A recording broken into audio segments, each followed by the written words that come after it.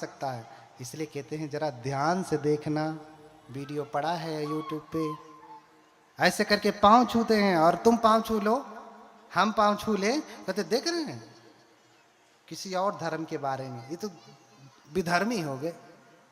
अब पांव छू लिए तो अब तो ये भगवान बुद्ध को नहीं मानेंगे, अब तो बाबा साहब को नहीं मानेंगे, अब अधर्मी हो गए। अब पूरा पाप आकर के घेर लिया, अंदर घुस गया, गला जाम हो गया, सांस नहीं ले पा रहे। हाँ, अरे भैया ये लौकिक व्यवहार में चल रहा है। कोई आया पहली बार, अभी प्रणाम कर रहा है, सीखेगा। हाँ, सीखेगा, उसको कमेंट कर देंगे। लेकिन हमारे धर्म में प्रणाम करने का क्या विधान है? क्या ऐसे हाथ जोड़ करके प्रणाम करने का विधान है? बताए कोई, किस ग्रंथ में लिखा है? ऐसे हाथ जोड़ करके आप भिक्षुओं को भी प्रणाम कर लेते हैं, भंते वंदामी, या दूर से भंते वंदामी ऐसे कर लेते हैं। क्या ऐसा विधान है बौद्ध धर्म में? है क्या? बताओ ना किस ग्रंथ में लिखा है। मैं भी तो जानना चाहता हूं कि मुझसे कौन सा ग्रंथ छूट गया जिसमें तुम पढ़ के आए हो ऐसे कर लेते हो, मैं नहीं समझ पाता। हाँ, कौन से ग्रंथ में ऐसा? ऐसे किसी ग्रंथ में नहीं है भिक्षुओं को, बुद्धों को प्रणाम करने का नियम। समझ रहे ना? आप आपस में भले करें नमो बुद्धाय, जय भीम नमो बुद्धाय, लेकिन भिक्षु को जिसकी आप शरण जाते हैं, संगम शरणम गच्छामि, उसको आप ऐसे करते हो और अपने आप को बुद्ध कहते बैठते हो। हाँ, अपने आप को बुद्ध कहते हो, ऐसे प्रणाम करते हो। हाँ, ऐसा प्रणाम का विधान नहीं है। पंचांग प्रणाम का विधान है, साष्टांग प्रणाम का विधान है, त्रिवार वंदन का विधान है। अभी हमने क्या किया? पंचांग प्रणाम किया। यहाँ बहुत सारे लोग आए होंगे, उन्होंने त्रिवार वंदन किया होगा, पंचांग प्रणाम तो कोई नहीं किया होगा। साष्टांग की तो बात ही छोड़ दीजिए। तिब्बती लामा को देखिए, वो हमेशा साष्टांग वंदन करते हैं, साष्टांग वंदन करते हैं हर दिन 500, हाँ 500 बार, नहीं तो कम से कम 108 बार तो करते हैं। बोधगया में जाके देखिए, अभी त्रिपिटक का कालचक्र जब पूजा आएगी या त्रिपिटक संगायन का आएगा जब समय, भीड़ लगे रहेगी। उनके अपने अपने बने हुए वहीं प्रणाम करते हैं हर दिन। तो भैया तुम ऐसे प्रणाम करने का विरोध करते हो तो क्या तुम त्रिवार वंदन करते हो जब जब मिलते हो? तो उससे पूछना चाहिए, प्रश्न आपसे करना। जो ऐसे करने पे बड़ी आपत्ति करता है तो उससे कहना कि तुम बताओ कि ऐसा करने का विधान कहाँ है, कौन से ग्रंथ में है त्रिपिटक के, या कौन से देश में ऐसा है, कौन से बौद्ध धर्म में ऐसे करके प्रणाम करते हैं? चीन में, जापान में, ताइवान में, कोरिया में, श्रीलंका में, म्यांमार में, थाईलैंड में, बताइए कौन से देश में करते हैं? पूछना उनसे। हाँ, इसलिए भगवान को त्रिवार वंदन किया जाता है। अरे तू हाथ को क्या सीने से लगाता है? अपना माथा पटक, जिसमें अहंकार रहता है। जब तक अहंकार नहीं छूटेगा तब तक तू बुद्ध बनेगा कभी। इसलिए तू पटक माथा, ऐसा भगवान कहते हैं। उस अहंकार के सर को जो झुकना, बहुत सारे लोग हैं तो उनको मंच बोलने के लिए नहीं मिलता तो भी नहीं आते हैं, क्योंकि यहाँ तो बनते प्रदेश अकेले बोलेंगे। भैया हम सुनेंगे, तुम धर्म तो सुनाओ, हम तो सुनना चाहते हैं, हम धर्म के प्यासे हैं। तुम सुनाओ तो त्रिपिटक से धर्म, हम क्यों नहीं सुनेंगे? तुम सुनाओ तो सही। तुम दूसरे धर्मों को गाली दोगे तो हम क्यों सुने? हम तो बाबा साहब के अनुयायी हैं। बाबा साहब का संविधान में ये नियम नहीं देता कि हम किसी के धर्म की निंदा या आलोचना करें। और वही भीम वाले क्या करते हैं? दूसरे धर्मों की निंदा आलोचना करते हैं। भैया तुम अपनी कहो, अपनी दुकान खोले हो तो अपनी दुकान की प्रशंसा करो, पड़ोसी के चक्कर में क्यों पड़े हो? तो कि उसकी दुकान में डालडा मिला है, सड़ा हुआ तेल है, बासी है, महीने भर से छानता है, उसका समोसा बुरा है, खाओगे पेट खराब। तुम क्या इससे हो? तुम्हें क्या लेना देना? तुम अपने दुकान की कहो कि ताजे ताजे तेल में बनाया है, घी डाला है, हाँ शुद्ध दूध डाला है, बढ़िया खोआ है, कहो ना। तुम्हारे पास कमी है कहने के लिए, लेकिन तुम्हारे पास तो है ही नहीं। तुम्हारी दुकान में एक को मिठाई, तो दूसरे की मिठाई देख करके तुम्हें जलन होती है। तुम्हारी दुकान में मिठाई है ही नहीं तो दूसरे की मिठाई देख करके जलन होती है। तुम आओ, कोई त्रिपिटक का एक सूत्र की व्याख्या करो, हाँ भद्दाली सूत्र की व्याख्या करो, कम्म विभंग सूत्र की व्याख्या करो, सम्यक दृष्टि सूत्र की व्याख्या करो, ब्रह्मजाल सूत्र की व्याख्या करो, सामान्य फल सूत्र की व्याख्या करो, छोटे बड़े बहुत सारे सूत्र हैं, किसी एक सूत्र की व्याख्या करो। लेकिन नहीं, इन्होंने तो त्रिपिटक देखा भी नहीं होगा, व्याख्या क्या करेंगे? ये खाली झगड़ा करेंगे।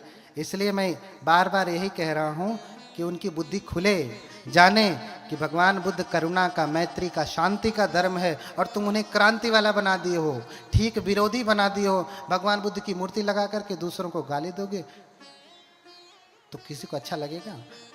अपने बेटे को तुम कह दो ये बड़ा बदमाश है, अगले दिन से देखना हाँ पापा मुझे बदमाश कहते हैं। तुम्हारा खून, तुम्हारी औलाद उसको बुरा कहने के बाद तुम्हारी बात मानना छोड़ देती है, और जो तो तुम्हारा है ही नहीं उसको तुम बुरा कहोगे मानेगा?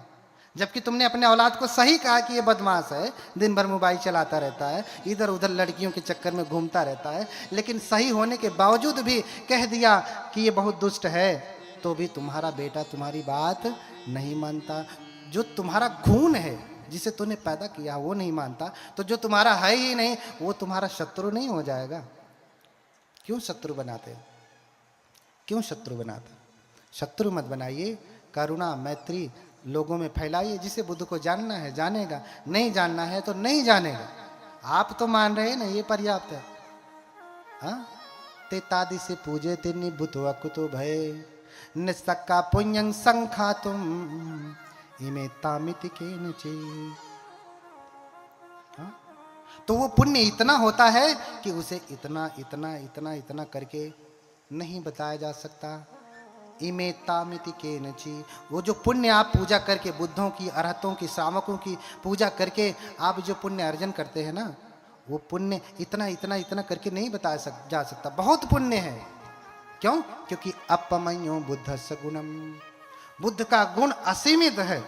इसलिए जब हम कोई आरक्षा मंत्र करते हैं तो आरक्षा मंत्र के बाद हम उसमें कहते हैं कि अपमानो बुद्धो, अपमानो धम्मो, अपमानो संघो। क्या कहते हैं?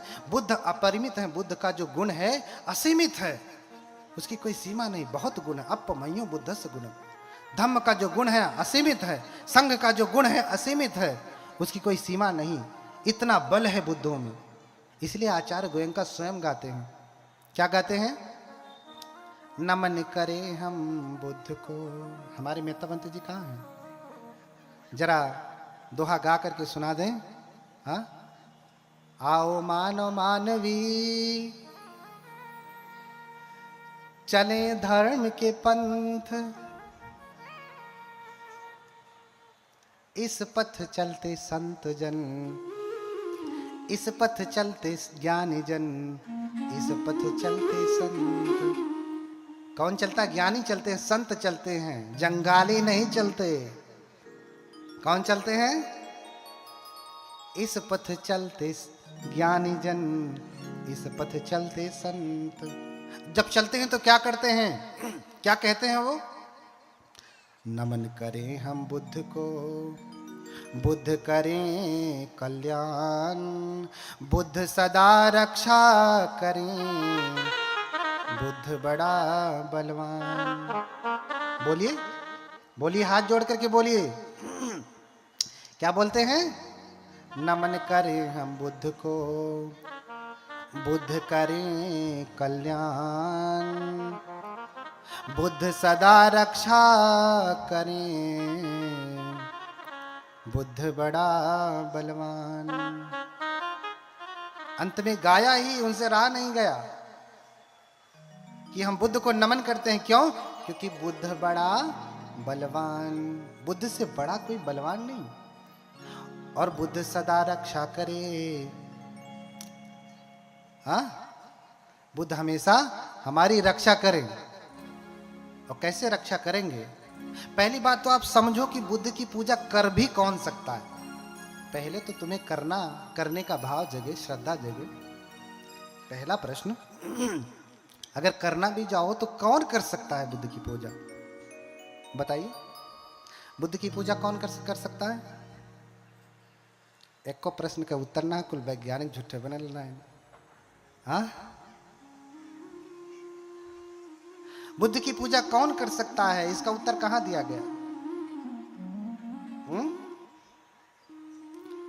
उत्तर मैं देता हूं, आप ढूंढते रह जाएंगे। इसलिए तो आया हूं। उतने दूर से उपासिका ने टिकट विकट करवा करके बुलाया कि आइए भंते जी, इन सबको सुनाइए। अपने घर पे भी बुला लेते, इतना खर्चा भी नहीं करना पड़ता। हाँ, ज़्यादा समय भी उनको दे देते। अब तो हम वहीं रह करके भी उनको समय नहीं दे पा रहे। वो जब से आए हैं तब से कह रही भंते जी हमारे घर में आधे घंटे की पूजा कर दीजिए। आधे घंटे की पूजा नहीं कर पा रहा हूँ उनके घर में, कभी इधर कभी उधर कभी उधर। कोई कह रहा अपना अपना पाँव यहाँ रख दीजिए, कोई कह रहा अपना पाँव यहाँ रख दीजिए। हम कहें कि यहीं रुको, काट के यहीं दे दे रहे, रखते रहना इधर उधर। हाँ, सारा पुण्य पहुए रखवाने में हो गया। हाँ, उसका भी पुण्य है, लेकिन सारा पुण्य पांव रखवाने में, कथा के आयोजन में नहीं। सबसे बड़ा दान क्या कहा भगवान ने? क्या कहा? आप दान बहुत कुछ करते हैं, लेकिन सबसे बड़ा दान क्या है? हाँ, धम्म दान। धम्म दान सब दानंग धम्म दानंग जिनाति। धर्म का दान सबसे बड़ा दान है इस धरती पे। कपड़ा भी फट जाता है, भोजन भी पच जाता है, हाँ, वाहन भी पुराना हो जाता है, चीवर भी फट जाता है, जो कुछ भी आप देते हैं नष्ट हो जाता है। हाँ, जीरंति वे राजरथा सुचिता अथो शरीरम पिजरम उपेति सतंच धम्मो न जरंग उपेति संतो हवे सभिंग पवेदयंती। क्या कहा? बुद्ध के भिक्षुओं को संत भी कहा जाता है। संत, संत आप जानते हैं ना, संत रैदास, संत कबीर, ये सब वज्रयान से ही पैदा हुए हैं। व्याख्या करने का समय नहीं है, मजबूरी है, मैं चाह के भी नहीं कर पा रहा हूँ। बहुत बातें हैं, कैसे उत्पन्न हुए हैं, एक एक बातें बहुत गहरी हैं। बस इतना समझें, संतो हवे सब भिंग पवेदयंती, ये दंपत की गाथा है, कबीर के बीजक से नहीं लिया गया है, साखे शब्द रमैनी से नहीं लिया गया। ये कबीर से पहले का वचन है, संतो हवे सब भिंग पवेदयंती। हाँ, क्या? जीरंती वे राजरथा सुचिता। अरे राजा का सुचित्रित रथ भी, सुंदर रथ भी पुराना हो जाता है, नष्ट हो जाता है। अथो शरीरम पिजरम उपेति, शरीर भी पुराना होकर के नष्ट हो जाता है।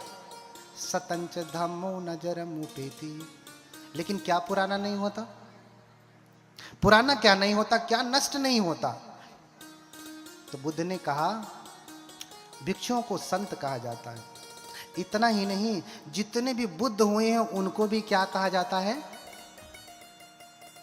संत कहा जाता है, संत। सतंच धम्मो न जरम उपेति।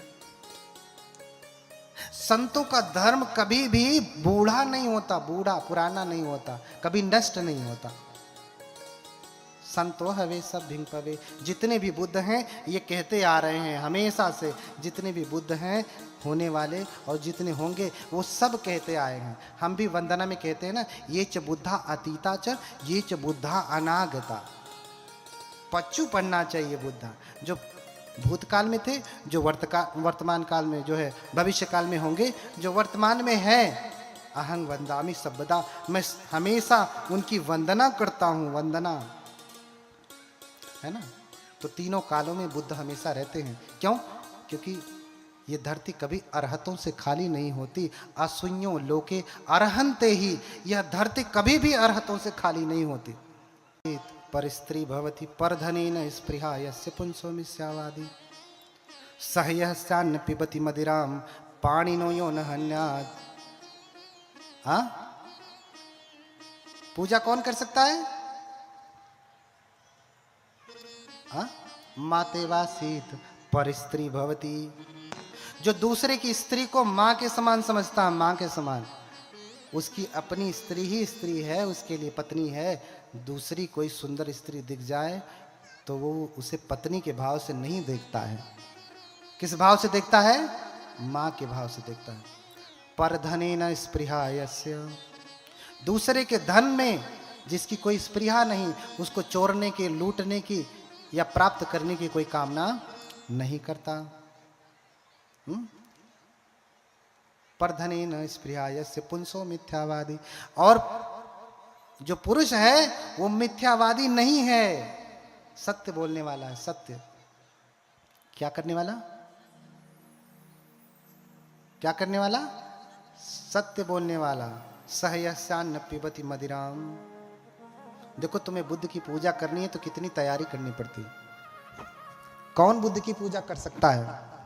और जो ये लोग आजकल के वैज्ञानिक नहीं कर रहे हैं तो नहीं है करें, मैं तो कहता हूं, क्योंकि ये कर भी नहीं पाएंगे। हाँ, एक बार मैं वहां पे था सारनाथ में, पहले जहां पे मंदिर में रहता था, पहले वाले में एक उपासक जी आए, नाम नहीं लेना चाहता हूं, लेकिन मुझे लगता है कि आगे बैठा हुआ वर्ग उन्हें जानता है। बहुत प्रसिद्ध उपासक है, उनका बड़ा संघ है। उन्होंने कहा कि भंते जी एक 5वां सील हटा नहीं दिया जाए? सुरा मेरे, शराब पीना, ये तो शाकाहारी भी है, अंगूर से बनता है, महुआ से बनता है, इसे हटा ना दिया जाए? हाँ, बोलिए भगवान बुद्ध की। बुद्ध क्या कहते हैं? पियत शराब जमावत जुआ, जियत न जाने हूं मुआ। कोई शराब पीता है, जुआ खेलता, तो उसको जिंदा मत समझिएगा, मरा हुआ है।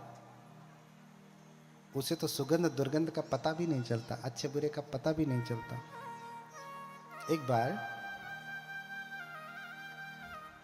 एक बार बस समझने के लिए कह रहा हूं, किसी को बुरा लग जाएगा तो समझ लेना कि वही पीता होगा। अब बुरा लगने वाला बात भी खत्म कर दिया हमने, अब उसे लगेगा भी तो नहीं बोल पाएगा, क्योंकि प्रकट हो जाएगा भरी सभा में। हाँ कहीं से भी छोड़ूंगा नहीं आपको। हाँ,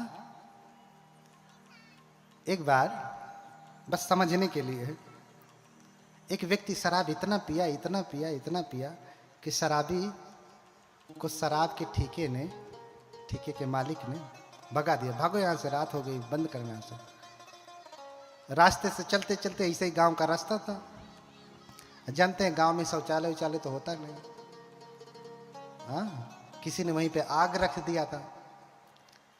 शाम को लोग डब्बा लेके जाते हैं, आग रख के चले आते हैं, है ना। अरे आग से जलने के बाद आदमी उतना नहीं छटकता जितना उस पे पैर पड़ जाने के बाद छटकता। हाँ, तो किसी ने रास्ते में आग रख दिया था, और रास्ते में पियक्कड़ अपना घूमते आ रहा है, पैर पड़ गया उसी के ऊपर, और थोड़ी थोड़ी खुशबू उसको आने लगी। हाँ, आगे चलाया, पैर तो पड़ गया, आगे चलाया, मन में आता ही बदबू